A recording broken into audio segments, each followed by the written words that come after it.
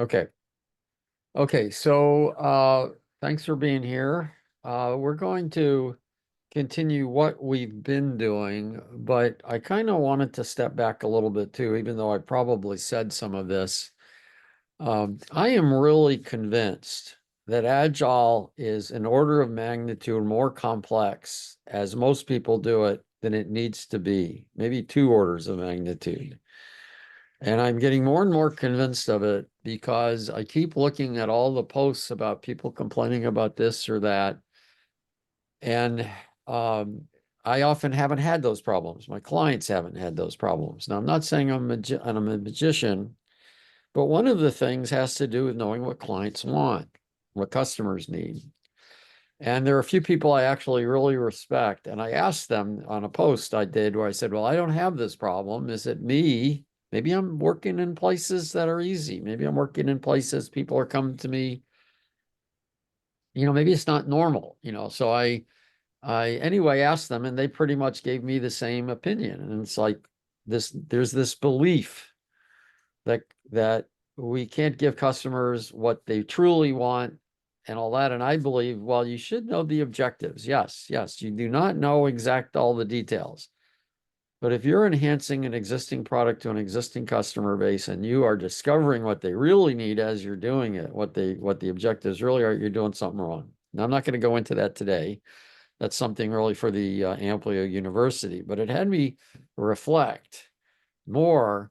What's the core reason we're having so many problems? And I thought it'd be I'm going to try to limit this to about 15 minutes. But it's very important because there are some fundamental beliefs that if you believe, you're going to have a lot of troubles. And I'm going to start calling them delusions. Thanks, Susan. I think that is what they are. They're delusions. They're things people believe that aren't true. And there's evidence to show they're not true.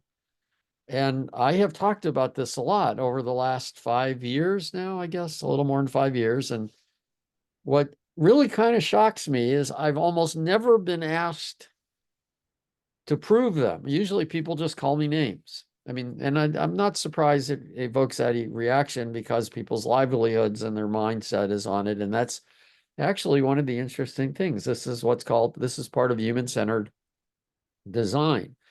People react to certain things as threats. If they react to if they're responding and feel threatened to what they know, they feel threatened personally. What we know is not who we are, but we sometimes think it is. And I wrote a post, and I've got links to all this on the site, that there are three kinds of experiments, okay? Because I've been trying to say what I do. This is a really must read. This, I think I laid out really well because I believe that there's this idea that we can't understand what's going on. Now, you can't understand everything that's going on. But in fact, you can understand a lot of what's going on, and you can use that understanding to discover what you don't see. This is why I cringe when I hear people say knowledge work, we're in a complex domain or something. There's no such thing as a complex domain. Any place you are has a certain amount of complexity, simplicity, complicated, chaotic, whatever, just stuff happening. But it's not the whole domain is complex. And when you do that, you throw your hands up. And I just want to point out these three kinds of experiments because yes, what I do is somewhat an experiment, but not everything is an experiment. For example, when you drive and you shift lanes, yeah, you're going to get feedback. Just because you need feedback doesn't mean it's an experiment. I mean, unless you're a really beginner driver, changing lanes driving shouldn't be an experiment. Oh, I'm going to try changing into the right lane. Let's see what happens. That might happen in Clueless. I don't know if you saw that movie. I love it. Her driving test is an experience. But unless you're a really bad driver, changing lanes should not be an experiment. And you need to be paying attention and getting feedback. So there is this doing something in a new situation where you really don't know what's going to happen. This is an experiment to explore behavior. This happens. But if it's happening a lot, you don't understand what's going on. I'll just say that unequivocally. That doesn't happen much to me. Why? Because I've been around for years, decades, and I've seen a lot of stuff, and I have a decent model to explain things: flow, theory of constraints, lean, human-centered development, how people react to all this. And people have told me recently, oh, this all sounds good, but it sounds complicated. It sounds like a lot of work. You're damn straight it's a lot of work. You don't want AI to replace you. You better pay attention and you better take that work, because here's the beauty of it. A person who knows this stuff can guide a team, can guide an organization where they don't have a lot of work because you've done the exploration. And in the face of AI, if you want a job, that's what you better be doing, because AI does not deal with people well because it doesn't know truly what human feelings are like. So the role of a guide in the AI world, the role of a coach has to be to understand this, and that will differentiate you. And the point is you put more work on the coach so you have less work on the team instead of everybody has to figure it out. This idea that coaches can't guide is insane. Coaches shouldn't tell, but they should be guiding. Okay. I've led companies and groups of hundreds of people in a matter of a couple of days, not by telling them. I don't tell them. Why don't I tell them? Not because they would resist. See, that's the other delusion. They ask me to tell them and I won't tell them. Why? Because if I tell them, they won't understand. And it just takes a little bit longer to get them to understand based on their past experience. So doing something in a new situation based on your model of understanding how things have worked in the past should actually lead to results that you expect, or you'll learn the things you didn't see. And then doing something in a similar situation, not a new one, but something you've been in before, those should pretty much always work. Most everybody's touting number one. That's ridiculous. It just, I don't know how to say it. It just gets me. It's ridiculous because you don't need to do this. Now, it's not my opinion, by the way. I mean, I have evidence for it, so I could say it's not my opinion. But if you want to get other people, I've had deep conversations with Tom Gill, Don Reinertson. These two are two of the top thought leaders in the industry. Ellie Goldratt basically says this. He's not around now, but he's a very smart guy. So I want to put this in place as an understanding of where I'm coming from, because if you don't truly get this, now I'm not saying you have to believe me. In fact, I'm saying, please don't believe me. Don't ever believe what a consultant tells you. And I don't mean because they're not trustworthy. Most consultants are, some aren't. But because if you have to kind of follow to understand, if that's what anybody tells you, they're being very pedantic. In fact, I write down some of the delusions, follow and understand. I hate that. It's, first of all, what it does, just get calm. Take a deep breath for a second. I want to try to run a little experiment. Get a little bit calm. Now I want you to listen to me. Because I said so. That's why. Now notice how your body reacted to that. Did you notice? You didn't think about it. Gee, that sounds like my mom. Well, that sounds like my dad before he hit me. No, you don't think about that. That's what's called an automatic reaction. It's an automatic reaction that you just have. And when people tell you to follow to understand at a subliminal level, that's happening. It's very pedantic. Adults don't like to be treated that way. So it's disrespectful. What we want to do is pull from our own experience. Now, if you're totally new to product development, I may or may not be able to help you too much. But almost nobody I talk to is, because they've already learned something and they're trying and they're having troubles. So anyway, here's what I want to do today. I'm still going to talk about this to some level. I'm going to give a quick overview of the system and the approach that Amplio takes. And it takes this idea, it comes from the idea that, first of all, there is something that we can understand. Now, we can't understand all of it. I know that. You cannot predict things out. I'll give the example of the product again. So I know we cannot lay out, here, let me put this, there's the board in the chat again. I know you cannot lay out a master plan to get from where you are to where you want to be with a product and know all the details. No, I've never done that. I've done close, but I'm usually the best I usually used to do. Well, 20% is not bad, but that's not what's in mind. What I'm saying, though, what the objectives are, you should know. Unless it's a new product, even there you should know the objectives, and you course correct on the objectives as you get feedback. And the fact is that there's a certain amount of work that you need to do in it. So what the Amplio system is designed under a very simple premise. You need to understand your problem before you offer a solution. That sounds obvious, but that's not what most people in the Agile space do. Because most people select solutions with very little understanding of what their problem is. In fact, even when they get the solution they're planning, that doesn't provide a diagnostic.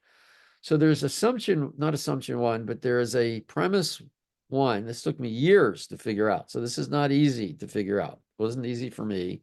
A lot of people think it's not possible, so I suspect it's not easy for them. But once it's been done, it's not that hard to understand. And that is this idea that these capabilities that I've ordered along like a value stream, and of course it's not linear, so I got all the feedback loops and stuff, that most companies need to do most of these things.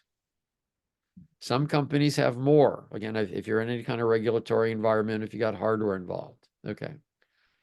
And what the suggestion I have is, if you need to do things, if you could do these things, you'd be doing well. That's my premise. Then a way to see what your problems are is, what are you not doing well? Okay, that's the logic. You can disagree with it. We can talk about it. Interrupt me at any time. Just raise your hand. I'd be very happy to talk about it. But if that seems self-evident, that's great. So how do you do that? This is a little complicated to do it. This is just to give you an idea of the initiatives. We've just completed another board. This is part of, now I'm not going to go through this in a lot of detail. This is really more for the university, but, and it's still off a little bit. I'm working offline. It's funny. I've got a company out in India that helps me with the graphics. And what's so great is how I mess it up, how I manage them. I violate my own rules. And then it's like, oh my God, it's just like Alien, there it is in front of me. And about small batches, quick feedback, written requirements of what it means to be done, not just tell it to them and take notes. But this is the idea. So we can walk. So what about success? So they might say something like, oh, we aren't sure what we want to do, or can't prioritize, or too much work, multitasking. See, this is the idea of this. So people can put down their problems in the general areas, and then you could actually look to see, well, why is that?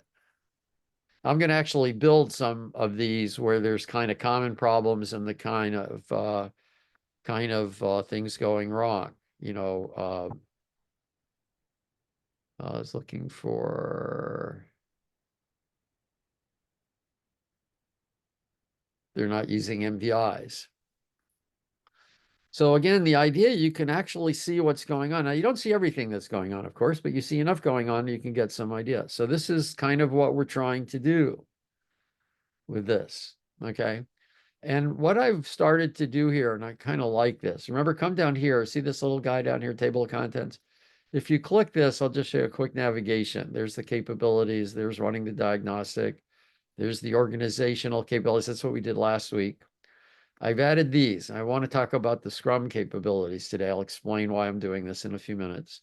And then I'm adding more background. And I think this is a good central point for learning. So I have the mental models. You could actually go here and get to, I've got hours of free videos here. These are actually on the YouTube site. What that's pointing to is the foundations here. By the way, all of these sessions are also there. I have a link on the community of practice page, but it's under the Amplio Capabilities and Patterns project. See, so all the recordings go up here. There's number 4. I just keep putting them up here. Anyway, coming back to here. So this becomes a good study thing because these are the principles I've talked to. There's crap. I had foundations for effective factors for effective value streams, and somehow I seem to have lost it.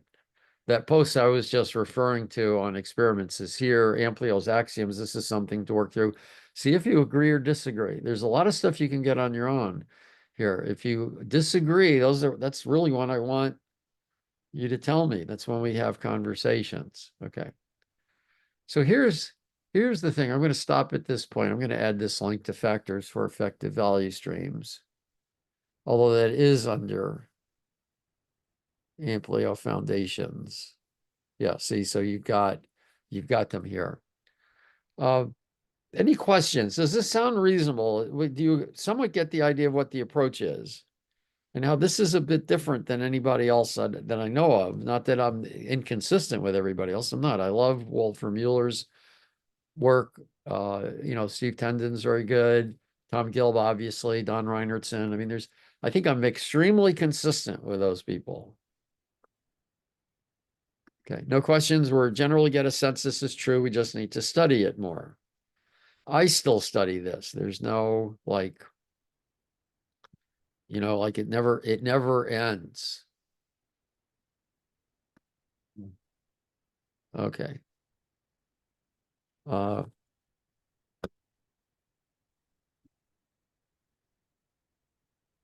thought I had this, but I'm just going to do this right now while I'm thinking about it.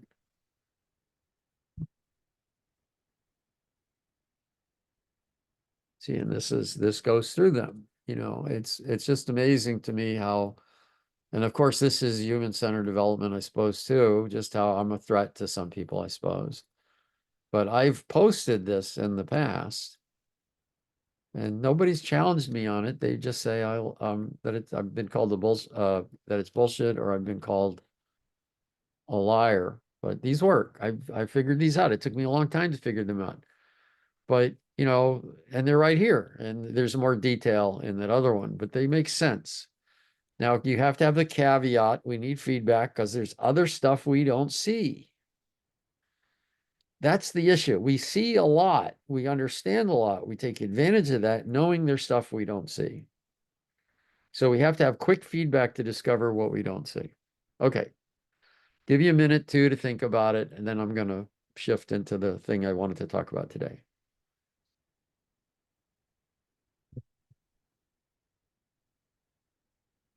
Capabilities. We run the diagnostic. There is this question of where we start. To be candid, I probably won't get here in the community practice. This is what we do in the university. Okay, I'm showing you the overall view, but the details of how we figured this out may or may not happen here. I don't know how far we want to go. Oh, one other thing that's important, however, is, and you may or may not have seen this, but this is very cool. So, and here I'll put this in the chat too. You might want to look at this. So I've known Eric Bueller for a long time with enterprise architecture. And basically, I had told him, he wrote the post announcing it, but I told him about it. He told me he was going to do it Monday, and that's great.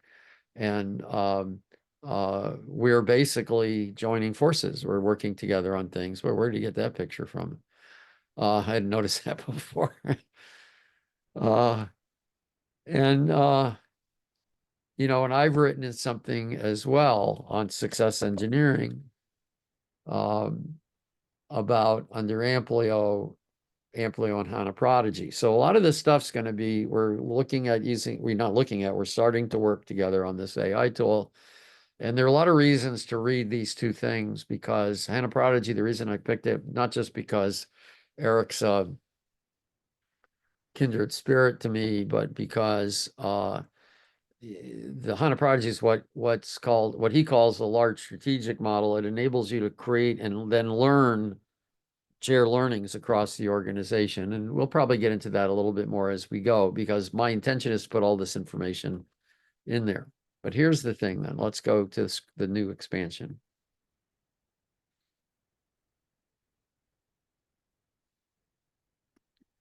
Okay, so the problem I've seen with Scrum, the problem with Scrum, it's not the problem with Scrum, it's the problem people have with it. So to me, and this is an example of things being harder, my very first Scrum team, the first Scrum team I coached, rather, was 6 devs. It took an hour. I didn't coach them after that. No, that's kind of amazing. Were these people walking on water? No, they were good, but they weren't that good. I had taught them how to do development. But the point is, they met the requirements. They were cross-functional. There were 6 of them. They knew how to build their stuff. So I just explained to them iterations, and I explained to them the definition of done. That was pretty much it. And we were doing monthly. They had about an 11 month project. And they said, okay, it was January. They were going to do this in November. I said, every month, plan what you're going to do the next month. And I gave a little guidance, but it was literally an hour conversation. This was the group that I realized this big coaching tip. When you say to yourself, how the F did I get into this situation? It's not a good idea to put your head in your hands. That's how I felt. I kept sitting straight. And in an hour, I showed them Scrum because that resolved a major issue they were having. So what I did in this article, and this is linked to from the other part, and it's important, is I literally went through, I'm just going to open these, you'll see, I went through the Scrum guide. See, and here's developers, here's product owner, here's Scrum Master. And don't talk about Scrum theory because this is basically their theory of why Scrum works, but they don't say it that way. I agree with transparency, inspection, adaptation. The Scrum values are great if you have them. What if you don't get them? What if you don't have them? Again, human-centered development. How do you create commitment, focus, openness, respect, and courage when you don't have it? It's unlikely to make a person more courageous. It is possible. I actually did a 6-day ropes course where that happened. I'm more courageous now because I've learned how to deal with fear. And you can learn how to deal with fear. You still have the fear. You just learn how to deal with it. But so that's courage. If you don't have fear, you don't have courage. You're just doing it. Okay. I used to be terrified of heights. In fact, I still don't like them. And I did a ropes course. That means I zipped down 175 feet holding onto a handlebar on a rope. I went over a Tyrolean traverse. I rappelled. Somebody terrified of heights did all that stuff. Twice. So the problem is they're just telling you what to do. They're not telling you why. They're not telling you the objective. They're not telling you how to change it. And my theory, which I have evidence for, is if you fit Scrum, and you don't need to know that stuff, just do it and it works. But a lot of times it doesn't. So what I want to do here, what I started doing here, I basically took that article, I've got it right here. I took that column you just saw. See these down this left column? This is from the Scrum Guide. This is what's telling you. This here, also from that thing, is the objective. This here is the symptom of not doing it well. I didn't put that in that article. I want to expand it here. Here are some alternative practices. This was in that article. Here's an anti-pattern. Here are questions to ask. Now, I haven't filled these in. That's your job. We're going to learn by doing. Now, if you're not sure, just put something in anyway and put a question mark on it or something. We can look at it together. See, this forces you to think about what the hell is going on here instead of saying, I can't understand it because it's complex. Or maybe I can understand it some, but not all the way. Okay. There's a reason to have a group of developers. You get to work together. It's a lot easier when you have cross-functional teams than when you don't. There's no question. But when you have 100 people, it's hard to create cross-functional teams that are perfect. It's interesting how years ago, this was the Scrum mantra, and even large-scale Scrum, they was like, oh, create cross-functional teams. Now they're starting to acknowledge that maybe you need feature teams. Okay. So we need to stop putting constructs on us and come from what I call the physics of flow. So this is not the full Amplio system yet. This is just a way to go from Scrum to a understanding of what's going on. And then there's some other things I find useful. See, like here we talk about use sprints. What are some alternative practices? See, I'm actually even have things like this. See, there is an alternative practice. This is a how to decide whether or not to use time boxing. In fact, on this article, I actually have we have a lucid board. This is given to people in Amplio University. How do you decide whether you're going to do daily, one day, one day time boxing or basically sprints? Okay, so I'm pausing for questions. I'm telling you what I want you to do. Come on board this site and start filling in the Scrum. I want to fill in the Scrum a little bit today. Uh, Here's another way. This is a better way. If you're not sure about something, like let's say you type in, you know, something I'm not sure about, just change the color and I'll know to go look at it. Okay. It's an easy way. This could be an ongoing learning. You don't have to wait weekly times Tuesday. I've set up this community of practice as a way for people to learn on their own. And I use these sessions to try to give you a place to work from. And of course, I'm not going to cover everything in Amplio University because, well, I mean, I need to have some revenue from all this, but the other reason is because that takes deeper and a bigger commitment. We meet 4 times a week. But I will show you one other thing on this. And then I'm going to let you all work or ask questions. So if you go to Success Engineering and you go to Amplio University, the curriculum, I'm reordering the curriculum to match this. Not exactly, but here's like because the foundations aren't on that map. But success, strategy, and budgeting, I put these two together. I then have capabilities in running a diagnostic, but then product management, planning. I pull planning out separately for a variety of reasons because planning is kind of in between product management and Amplio at team, the development area or Amplio at scale, and then shared services and all that. So I'm filling the curriculum in based on this mapping, and that'll get more and more. And this is free. Some stuff's not. Uh, for example, if you go to roles, uh, I have some links, but a lot of these things are I've never written up. They're just part of Amplio University. So when you see stuff like that, that's the session we had on AU.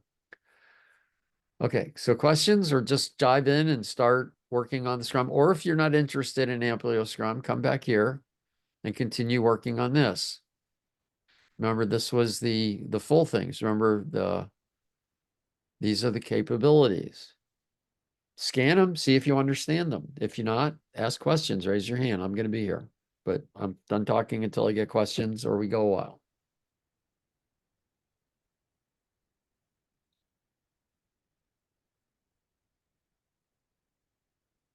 Oops.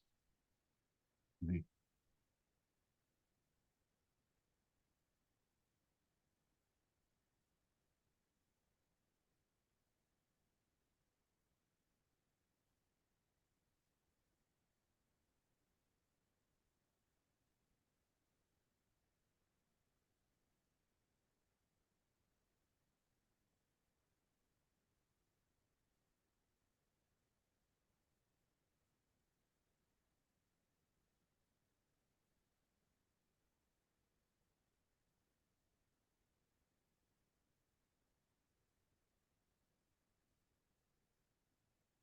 Oops.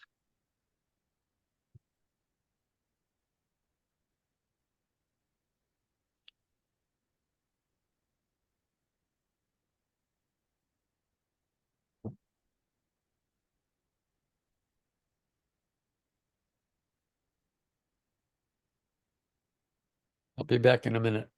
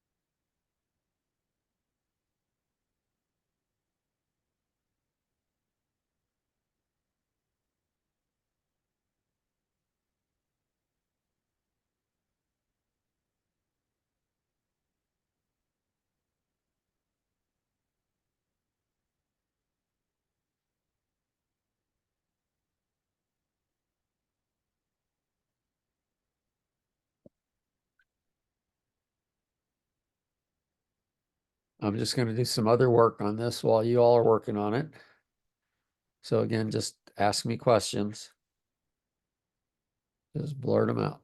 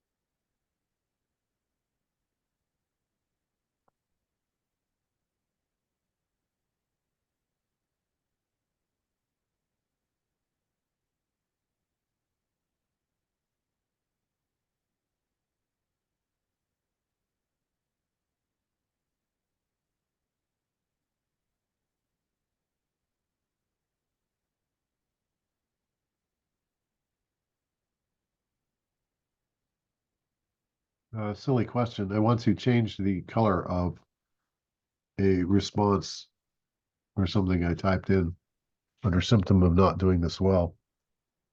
I right-clicked on the box, but that didn't really bring up what I was looking for. Where are you? Which box? Symptoms of not doing this well. I'm three down, and I put Oh, down loss of here? clarity. Yeah, loss of Yeah. clarity. Okay. So what is it you're trying to do? I just wanted to change the color of the. Okay. So if you click it, so you watch the screen. Go ahead. If Oh, you click it and then that comes up there. I think I see. Yeah, something different happened here. Hold on. Copy Here, style. let me get out of there though, because I might make it. So loss of clarity. Yeah, you just click it. Left click. Left clicked, and I see several But I different. don't see you. You're on loss of clarity. I don't see your cursor. Yeah, it's weird. I don't either. So I when just you see a click it, plus what sign. happens? When I left click it, there are several different options: copy, cut, paste. There's standard, everything but Yeah, color. you're right clicking it. You're not left clicking it. Oh, okay. I'm sorry. I left clicked, and now I see some text options. Look, do you see where I've left clicked? That's what should pop up. I think I do. Yes. Okay, you should have this. You should have some. I clicked on something else, but this little screen that I'm displaying is what should. Oh, I'm If you not don't get sure. this, you're not left clicking it. Something's wrong in the clicking. I'm Oh, wait a minute. I found it. I found it. Do you have a color preference? No, just anything different. It's good. Like, Okay. yeah, Thank you. yeah. So what do you mean by that color? Loss of clarity, symptoms? Clarity of mission, I guess I could say maybe I should actually put that in there. Or goal, mission or goal. Okay, so symptom of not doing this well, loss of clarity of mission or actually how to do your work. I want to say mission, but work might be more accurate. Well, I see them as different things. See, in a sense, a product owner should be establishing. Uh, Okay. to me, I would say symptom not doing this well, team, and this is good. Team is not clear what the purpose of what they are developing is. That is maybe what I was not articulating. Yeah, that'd be the product owners. That's not Scrum Master's job. Okay. Well, that indicates a lack of understanding on my part. Yeah, no, that's why we do this. It's Yes. Yeah. Well, I'm not, yeah, no, yes, that's why we do this. Yeah. but that's good that Um, you pointed See, that out to me. there's an interesting thing, an NA pattern of uh, POs often separate. Often, what's the word? Like you're dividing, you're separating, but you're being between. When you don't understand because somebody's in between you and somebody else. I'm trying to think of the best good word for Some that. kind of transition of, Well, often provide a barrier between devs and stakeholders that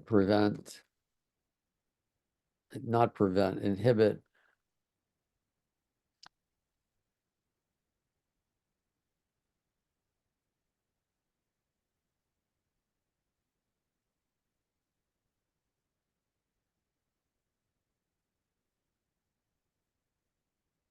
Uh, this Hmm. barrier was put in for a good reason. In fact, that's a great thing. Mary Poppendix said something once that was really brilliant. Um, and let me actually,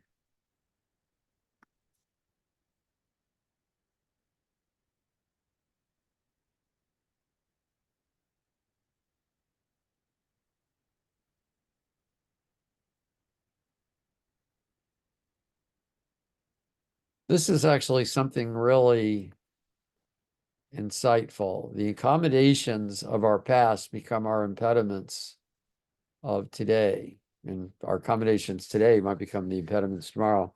Einstein says it a little differently. We can't use the same things that solved their problem to get past them. And I think of this with the product owner because I remember when I first learned Scrum and I thought the product owner was a good role. Actually, I don't believe it anymore. I think the product owner is ill-defined. I'm not alone. Actually, Mary said it wasn't well either, but Mark Schwartz in his book Art of Business Value totally decimates the product owner role. But when I first learned Scrum, I thought it was a good thing. Why? Because devs sometimes would get very too attached to customers and they would start doing maintenance things with them. And, you really needed to keep your focus on what the business value was, and some separation was a good idea. But in general, people are not divided enough. Hmm. So that's another actually probably need to make this a double column because I could give other reasons why that has problems. So what do you want to do here, Tony? This says loss of clarity, but you mean I kind of covered it there. So what would you mean here not having a scrum master? If you don't have a good scrum master, a good coach, what would the Well, problem? I guess you would not be working as effectively. I don't know if I need to specify how or why. Yeah, you could just say, well, if the team's not working effectively, then that's a symptom of it. That doesn't Yeah, the only because the reason. purpose is, of course, Yeah, to see, effectively. this is another thing to point out. A symptom of not doing this well does not mean if you have the symptom, this is what's causing it. Hmm. See, if A causes B, that doesn't mean when you see B, A caused it. This is just basic logic. But if I gave a test, if I graded people's articles on core logic 101, people would fail. Because I'll say A causes B, and they'll say, but you can get B without A there. I said, duh. I mean, why do you feel the need to say that? Obviously. Well, it's because we don't know logic anymore. We really don't. So there could be several reasons you're not working well as a team. It could be you've got people yelling and screaming. It could be people have different reasons of what you're trying to do. It could be there's nobody in the world who would get these guys together. It could be you have the wrong skill set. It could be there's bad pressure. There's lots of reasons, but let's at least talk about them. In other words, if I don't have a team working well together, I'm going to look at how's the coach doing because he's supposed to be guiding them. Mhm. He may be doing a great job, but he's got a tough job to do.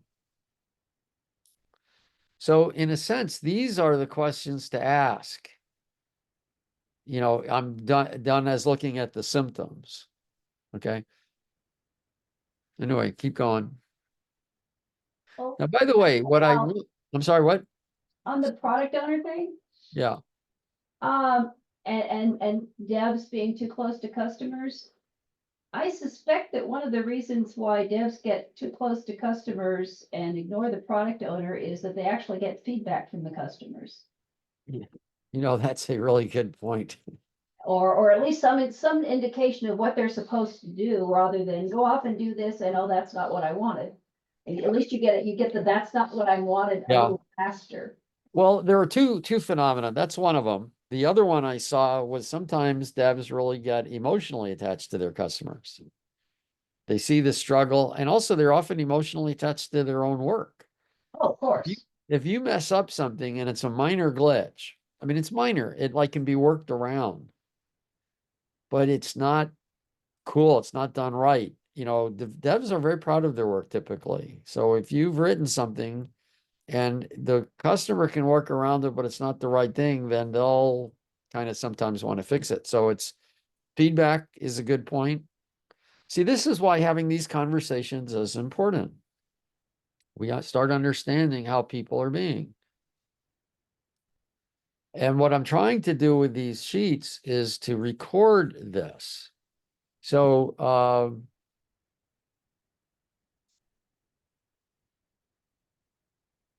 so there does become this, I'd like to record what you just said. I'm trying to see how does this fit? So I'm evaluating, does this really work?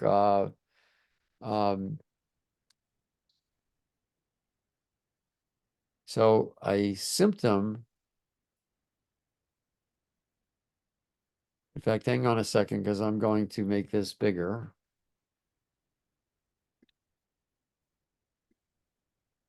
Just a second, I made that column bigger. Move over there. There we go. Okay. Okay, I think I can stop. And it might be we have to put more than one thing in.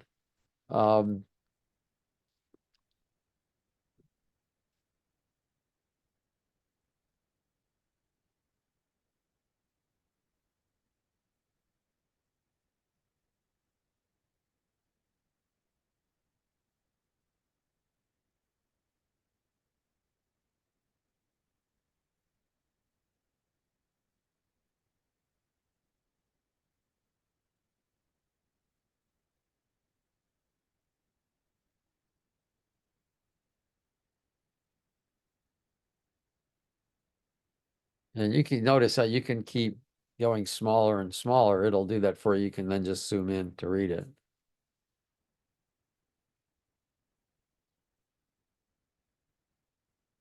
I personally think teams need to be talking to the customers a lot. I think this is one of those things where people are having troubles with what the customer needs because they don't understand the customer's job enough. There's a really good book on this called Jobs to be Done that I just read recently because somebody asked me about it, and I started reading. I said, "Oh wow, this is great." He does a really good job. The first half of the book does a really good job explaining what I do in Amplio. Except I do more things than he says, but then to be fair to him, he does a lot more than I do when it comes to marketing. We'll talk about marketing much, he does, but it's a good supplement. So why don't you fix that though, Tony? Figure out what you want to I'm, say. I tried to do that. For some reason, it looks like I don't have edit anymore. Yeah, you should. If you I can should click on it think. and something pops up, just double click it. You probably have to double click it like I Oh, thank you. Yes, that's probably it. This is called learning curve of the tool. This Indeed. part isn't Yes. very the way Yeah. all of these collaboration board tools are, it's very confusing to me. Double, triple, double Yeah. Okay. clicking, and everybody has it. So you just have to spend a little bit of time on it. Yes. I was reluctant to use the collaboration tool for building this body of knowledge, but I just realized no, it needs to be there this way because it enables other things that are useful.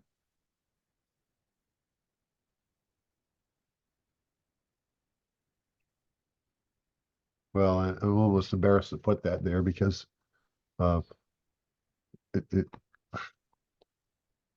I guess that's I'm stating the obvious.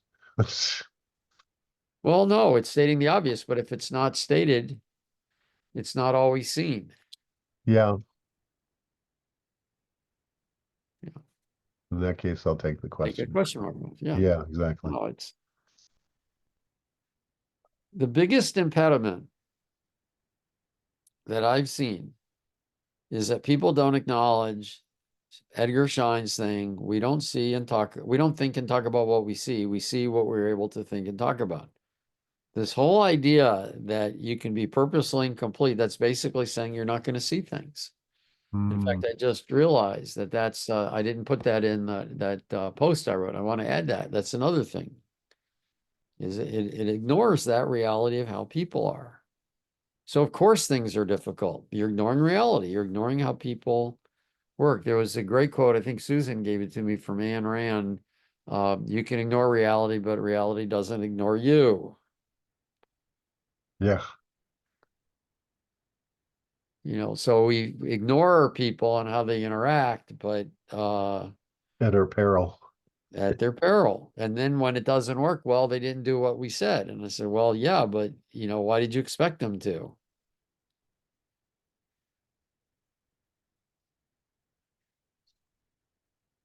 Yeah, so I'm going to put that in.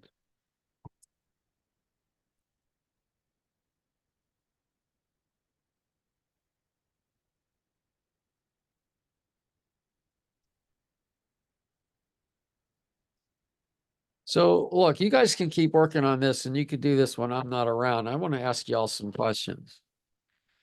What are the problems y'all are having? Why are you here? What would you like to see done? I wanted to get to this point because I wanted to lay out this system because now people can contribute or not. And if they don't, I'll fill it all in. But I'm hopeful that people will help me fill this in. I But have a comment. yeah, please, Carlos. Hey, good morning, everybody. So one of the things that I'm um, um, evaluating and experiencing is that so certainly we have organizational or functional team processes, like for example the make, or you may have a business process and so forth. But there is a task to being able to start integrating the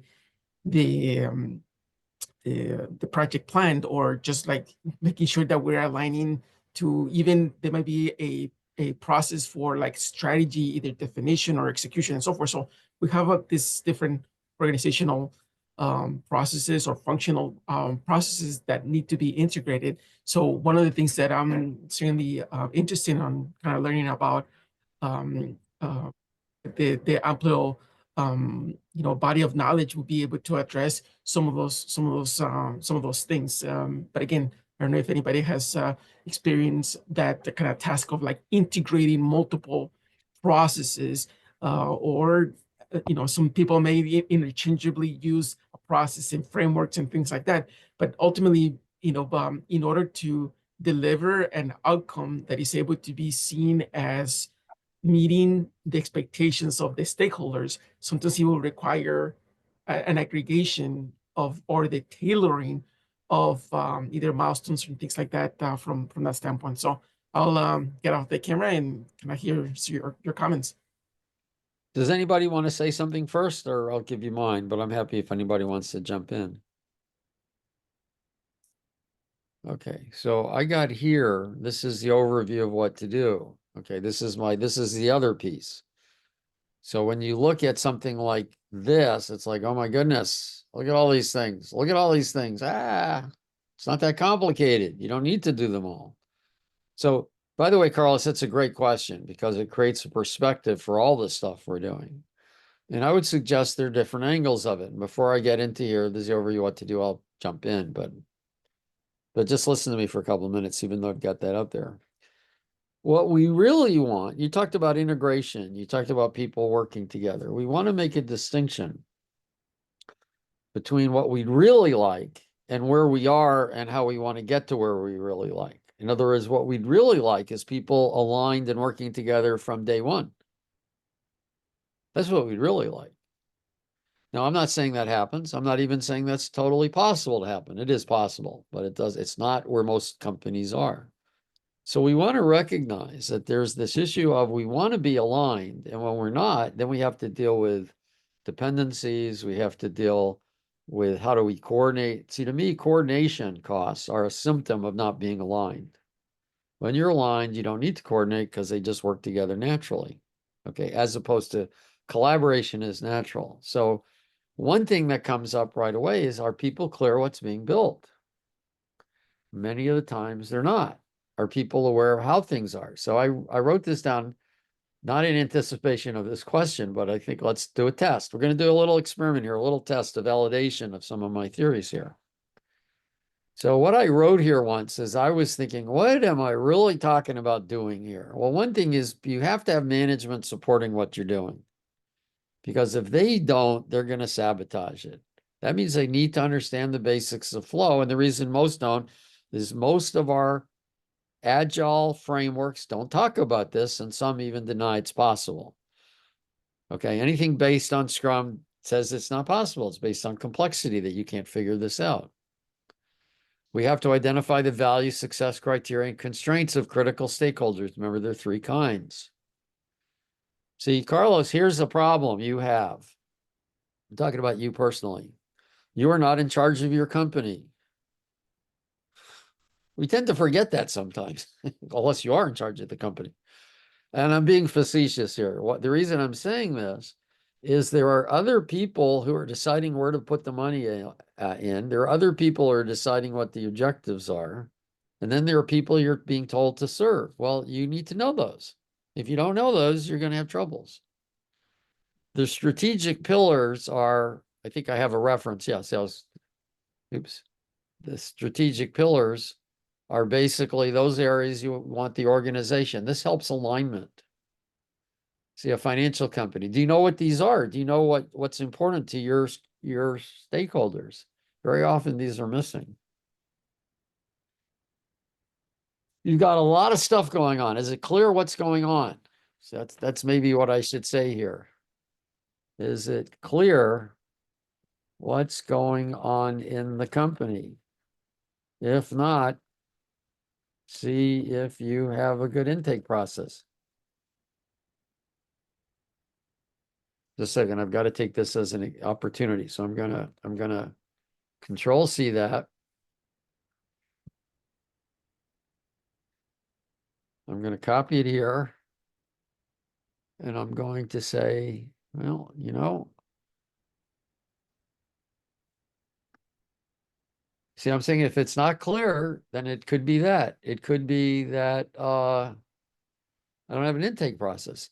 And if you want to know why, then I ought to be, I need to look at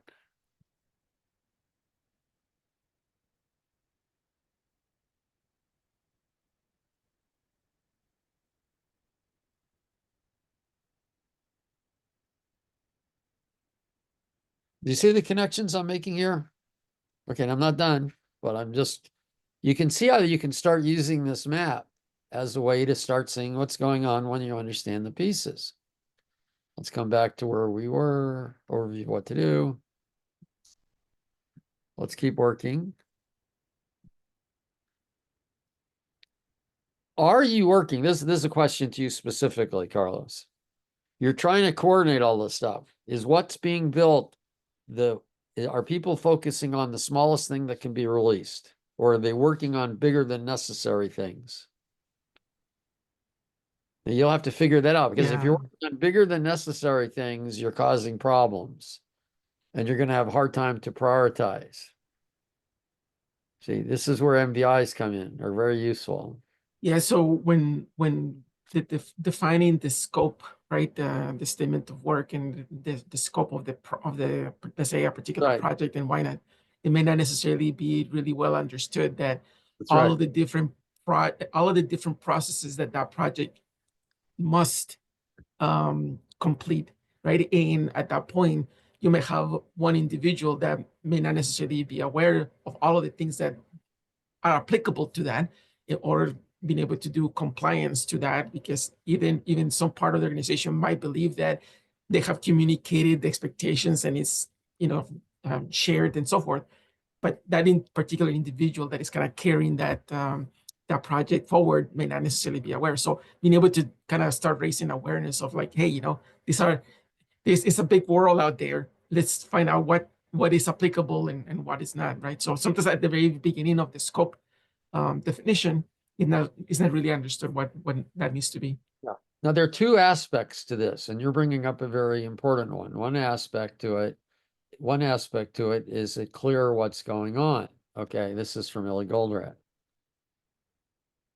I'm suggesting there are 2 aspects. So that's good. What you said is perfect. Is there clarity? Now, the best way to get clarity that I know of is definition of done, so you know what it means, and full kitting, which is full kitting means you know what it's going to take. That full kitting is part of an MVI. But the other piece, so you hit one of the pieces, is smaller is better. You have fewer dependencies, fewer things interacting. This is Goldratt talks about this. Off reducing batch size is all it takes to bring a system back into control. Now I wrote something about this, or I did it in, no, I think I did write something about this. That's right. Hang on a second. Yeah, you should read this. You should read this. And I'll find it in a second because I keep a list of what I wrote. And I remember one of the words in the title was constraint.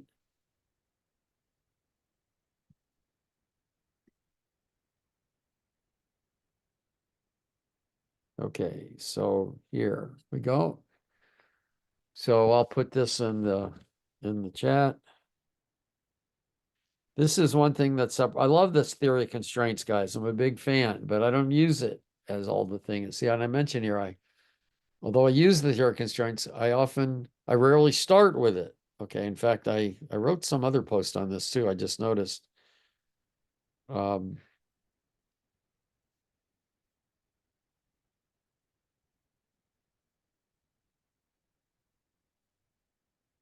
Oh yeah. So this is, I should link these two together, but, well, I'll leave this up. So what I do sometimes, and Reinertsen talks about this, I actually take some excerpts from him that starting. So Don Reinertsen, he's just knows this stuff better than anybody. Says, yeah, the constraint's good, but at the beginning there are reasons why that's not where you want to look. So you definitely want to read this, and you want to then look at this. By the way, this should look a little familiar now too. So let me put this in the chat. Let's put both these in the chat. Here, I'll put both of. The point is now what you have a choice to look at is what's going on. Is it because things aren't understood, and or is it because things are too big? By the way, those are related, and here's how they're related. If you're not sure what you want, let's say you're talking to a product owner, and it's clear you're not sure what you want, is that going to cause more stuff to go in or less stuff to go in? It's going to cause more stuff to go in because people are going to be afraid. So clarity is really important. Now notice, am I planning to write every one of these little facts somewhere in the system? No, but this is why why I want a prodigy, HANA prodigies, because these little things can be put in, they can be tied together. Anyway, let's come back to where we were. Planning with MVIs. Most people plan with features and stories and then figure out what to release. You want to plan with MVIs. I've never written this up publicly, but this is part of Amplio University. How do you manage your WIP so you can get people focusing on the most important things? See, it's interesting. WIP management is not just create a focus on finishing. This enables focusing on what's important because you're not so crazy.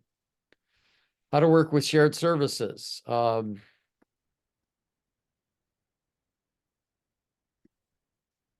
These are borrowed team and shared team member. These are things, I don't know, these are almost 2 decades old. It's consistent with some of the team topologies, but not really. It's something else. And then DevOps level 0. Does ops know what's headed their way? So here's what I also like to do. I see we're out of time, but here's what I'm going to put this out as an invite. Running the diagnostic. If anybody has things, I'm going to change this picture a little bit. So maybe give me another day before you do it, okay? But if you have problems, throw them in here. And if you can make the connection between what's here and where they go, make the connection. But don't do it yet because this, see, here's an interesting lesson. This is the way my artist, and I like him, he and I work well together. And the fact that he's not an agile guy. He doesn't know what we're doing. He makes mistakes all the time. He doesn't do what I want. Again, he doesn't read my mind. Disappointing, but it's the way it is.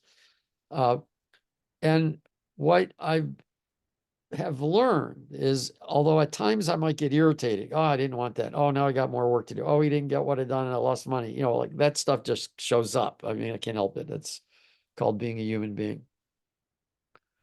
But what I also find is the misunderstandings with tight feedback give us new ideas. we've had a lot of good stuff happen out of misunderstandings, and I don't get mad at them. So that's not what we meant. Actually, one time I did get a little irritated, and then I realized it was all on me, and I apologized profusely. I said, "No, I didn't write it down. I just told you on a recording. I forgot that just because it's in a recording, most people aren't going to go back and listen to the recording. And if I'm the boss, I should know that. That's on me." The other thing, because I was in a hurry, I said, "Can you, I've got him contracted 4 hours a day. I said, can you push my work ahead?" I said, "It's okay if you can't. Give me a full day." So he gave me a full day going off in the wrong direction. So I lost 4 hours. Whose fault is that? That was mine. Why? Because I asked for a big batch and he was accommodating me. So you have to be reflective. But so I'm going to change this. But what's interesting is, see, he isn't really using this. See, I wanted these vertically because the idea is not, see, he's making it consistent. Why? Because he's an artist. That's what artists do. Is that bad? No, but it has bad repercussions. See, if you got somebody who's not actually doing the work, don't expect them to know all the details of it. That's why they need to talk to the customer. So it's no big deal. I'm going to go here and I'll pull this up. See, I've already started doing it. These are vertical. Why are these horizontal? Because we're putting stuff in the middle and drawing arrows to them. I said that any number of times, believe me. But is he going to remember all the things I said? No. Is that a surprise? No. Is the guy good? Yes. So there are lessons when you work. You should always be looking to learn. See, misunderstandings are usually due to the fact that communication is not really good, effective. And we have to know that. Okay. Any last comments? So I'm going to work on this. I'm going to get this picture out. But let me ask you this. Let me ask you this. I got some, give me some feedback. Are the fonts big enough here to, you see, what I want is you could look at all this. Do I need to make these fonts bigger? Or are they good enough? And I know If Susan, it fits, I think larger would be helpful. okay, then I'll make these bigger. I think Fine. we have more room anyway than we had before. Okay, I'll make them a bit bigger. And so I'm going to do that. I'm going to make these a bit bigger. I'm going to lay these things out a bit more. And I might raise this. I don't think I will raise this up. I think then we were running out of space. Okay. So give me a day, come back here. If you have problems, put your problems in here and try to make the connections. Okay. And the reason I have these here, this is just a weird thing about Lucid. Lucid does not want to just stop. I can, but it's a lot easier if you connect it to something. Plus also that way I can drag it. Okay. So that's all these little guys are there for. And I'll figure out how to make that better. Any feedback on how we're going? Do you see, I hope you see where I'm trying to give the bigger picture and this is making you think. Now, let me ask you this. This is the closing thing. I want you to be, no, not ask you, tell you this. I'm not expecting you to teach this to people you're working with. Do they want to know? I don't think so. This is how you guide them. You notice this stuff. And then when something's not present, you can ask, why is multitasking? Why are we multitasking? They'll tell you it's because the things are too big. There are too many dependencies. We're not aligned. Oh, good. So how can we now fix that? See, they can be involved in fixing it, but you can ask the questions that get them there. That's the whole idea. Does this put more on you? Absolutely. But this is why I'm so excited about Amplio. And I admit, sometimes I get a bit frustrated, but it's designed so if you can spend 2 to 4 hours a week, which is not a huge amount, then you can move forward and the cost is affordable. I'm not trying to make this a sales pitch. What I'm trying to do is show a little bit of training over time where you can try it out in your workplace. So Carlos, one of the things, oh, he's not here, but I'll send him a note. I'd like him to go try these ideas out and see what's going on and then come back next week. You can do the same thing. Okay. Thanks for being here. I'll get this up and recorded and hopefully see you next week. Thank you. You bet.